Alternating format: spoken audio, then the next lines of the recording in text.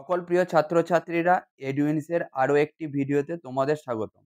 আমরা মাধ্যমিক ২০২৪ এর একটি অঙ্কের প্রশ্ন ও তার সমাধানের ভিডিও নিয়ে এসেছি অনুপাত ও সমানুপাত থেকে। প্রথমে প্রশ্নটি কি আছে দেখে নিই, তারপর আমরা এটিকে সলভ করব। এ, বি, সি ক্রমিক সমানুপাতি হলে প্রমাণ করো যে 1/b = 1/b - a plus 1/b - c। তোমাকে প্রমাণ করতে হবে। তাহলে এ, বি, সি যখন ক্রমিক সমানুপাতি থাকে তখন কিভাবে লিখতে হয়? ক্রমিক সমানুপাতি মানে a/b = b/c। আবার যদি থাকতো, c এর পর d থাকতো, সেম a/b = b/c = c/d, এরকমভাবে হয়ে যায়। তাহলে a/b = b/c। এই রেশিও গুলোকে কিভাবে লিখতে পারি? ডিভাইড হিসাবে লিখতে পারি। তাহলে a/b = b/c। এরপর আমরা ক্রস মাল্টিপ্লিকেশনটা করে নিচ্ছি। দেখো, b মাল্টিপ্লাই করলে b², ac মাল্টিপ্লাই করলে ac। এটা একটা সম্পর্ক স্থাপন করে রেখে দিলাম এখানে। এরপর স্টার্ট করছি আমরা এইখানটা থেকে।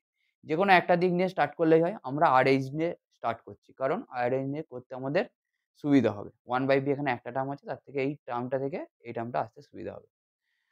তো দেখো দেওয়া আছে 1/b - a plus 1/b - c। LCM করব। তাহলে এই দুজনের এলসিএম কি হবে? কোনো কমন নেই, তার জন্য এই দুটো মাল্টিপ্লাই হয়ে গেল। b - c, b - a। তাহলে b - c, b - a কে দিয়ে b - a ডিভাইড করলে কি হবে? পুরো b - a টার্মটা কেটে যাবে। b - c থাকবে। 1 দিয়ে মাল্টিপ্লাই করলে b - c হয়ে গেল। Plus b - a, b - c K b - c দিয়ে ডিভাইড করলে b - c টা পুরো কেটে যাবে। b - a পড়ে থাকবে। b - a মাল্টিপল 1 মানে b - a। তাহলে b - c plus b minus a next লাইনে। এরপর এই দুটোর মাল্টিপল করে দিলাম। b² মাইনাস, দেখো b রেখে মাল্টিপলটা করলাম a plus c, a plus plus ac। এরপর bb 2b হয়ে গেল, মাইনাস c মাইনাস a হয়ে গেল। এবারে b² minus b into a plus c